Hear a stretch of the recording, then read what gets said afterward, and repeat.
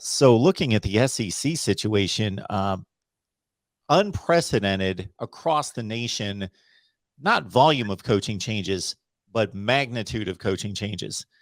I tried to think of a coaching transition directly from the weight of a Oklahoma to USC and Notre Dame to LSU. And Brent, the closest I could come up with was Mark Richt moving from Georgia to Miami. Because, of course, as you well know, Nick Saban had the NFL in between LSU and Alabama. Urban Meyer had a year off between Florida and Ohio State. So in regards to going from blue blood to blue blood, Lincoln Riley, then the next day, it's Brian Kelly. Now, focusing on the LSU situation with Brian Kelly, it struck me as an odd marriage, just in regards to background, experience, culture, area of the country. Just, I would have never thought Brian Kelly would be a fit at Notre Dame or at LSU. Yeah. But we never know what might happen with a lot of this. Mark, I think, first of all, part of this is the early signing period has created a situation to where the coaching carousel has been spinning even more wildly than it normally does. As you mentioned, blue blood to blue blood, which frankly is very unusual. Brian Kelly is still a tremendous football coach.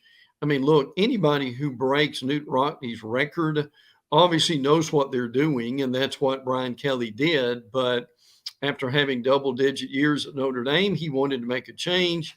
Scott Woodward, the AD, wanted to make a splash on bringing Kelly in. Certainly has done that.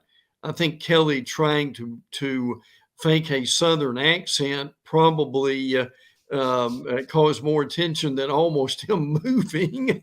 And look, when you've got the cachet that Kelly does, there's no need to fake anything like that. I think he was just trying to fit in, which leads to the big question of will he fit in at LSU? And I think he'll be fine. I mean, he's good enough coach to where he can do that. And even though some of the LSU players are moving on, that I still think that he will do well.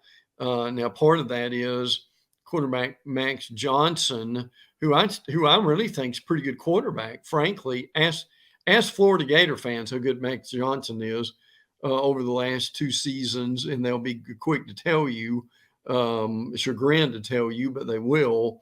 And what we are hearing is Max Johnson may be going to Florida State. So he and Jordan Travis having a quarterback battle would be interesting. Johnson's brother, who's the number one tight end in the country, may be going with him. But LSU's going to lose a few and they're going to gain a few. It's incredible that it went that long ago in 2019 that they won the national championship, Joe Burrow and Joe Brady. But they haven't made the change, needed to make the change. And I do think Kit Kelly will be fine. I mean, still, people need to realize that there's tremendous talent on that LSU football team, even though they've had a lot of opt-outs and a lot of injuries. Also, Mark, the LSU front seven gave Alabama all kinds of trouble, and which led to a very close game in Tuscaloosa. That's an example of what the talent's going to be. But I think overall, I think Kelly will be fine at LSU. It would be very interesting. They've needed some direction. They've needed some organization to go along with the incredible recruiting and talent they've got. So that's really going to be one to be able to watch, and how LSU and Brian Kelly will strive to overtake Alabama in that SEC Western Division. And again, speaking of LSU, again, one of the more amazing things we've seen, and I give Billy Lucci credit for this, of TaxAgs, the numbers that LSU wanting, Scott Woodward wanting to hire Jimbo Fisher for basically $13 million a year, $3 more million than Alabama's paying Nick Saban at this point. And as Justin Ferguson, who covers Auburn, tweeted in one of the more humorous tweets I've seen in a while, anybody who wants to pay a coach $3 million more than Nick Saban, thinking that he's worth that, needs to seek medical attention immediately. Yeah, maybe it needs to be communicated that just because you're paying a coach that much money doesn't guarantee that they're going to deliver at that No, absolutely not. rate. That's right.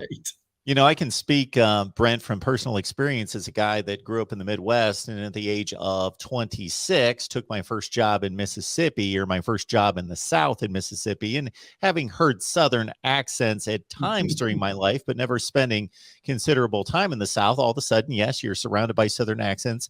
And as a guy with a Midwestern accent growing up in the North, I wasn't accustomed to that, but never did it strike me as a reasonable option of trying to fake a Southern accent myself. Yeah. And then I certainly experienced that people are warm, they're welcoming, and you just be yourself, and they're going to accept you.